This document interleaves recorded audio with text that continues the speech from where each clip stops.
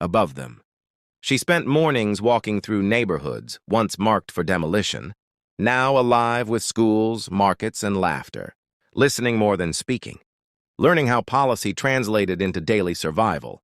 In those moments, she understood that true wealth was not measured by the towers bearing her company's name, but by the stability in homes that would never know her face.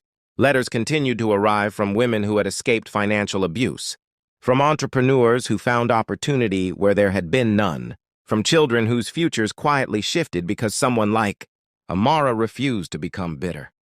She read each letter slowly, aware that influence carries a responsibility heavier than fortune, and that silence, when chosen with purpose, can speak louder than power ever could. One evening, as she sat by a window overlooking a city she had helped reshape, Amara acknowledged the final truth of her journey. Betrayal had not defined her, wealth had not saved her, and revenge had never fulfilled her, but self-respect had carried her through every season. She smiled, not for the past or the future, but for the present moment she had earned, knowing that somewhere, someone standing at the edge of despair would hear her story and choose to endure one more day.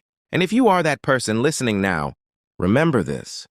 Your value is not decided by who walks away from you, but by who you become after they do. The final lesson of Amara Collins's life did not arrive as a victory or a loss, but as a quiet passing of the torch, a moment so understated that the world barely noticed it happening.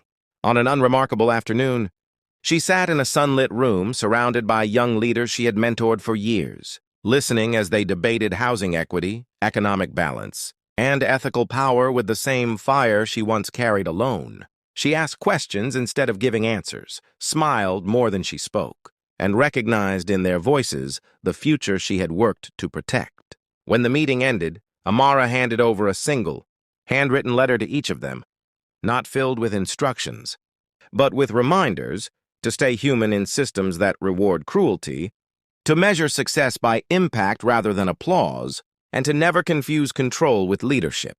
Later that evening, she walked through the city without escort or recognition, blending into the rhythm of ordinary life she had fought so hard to defend. And for the first time, she felt complete. Her story no longer needed continuation, explanation, or proof. It had already done its work. Somewhere, a woman would rise because Amara once fell. Somewhere, a system would hesitate before exploiting another life.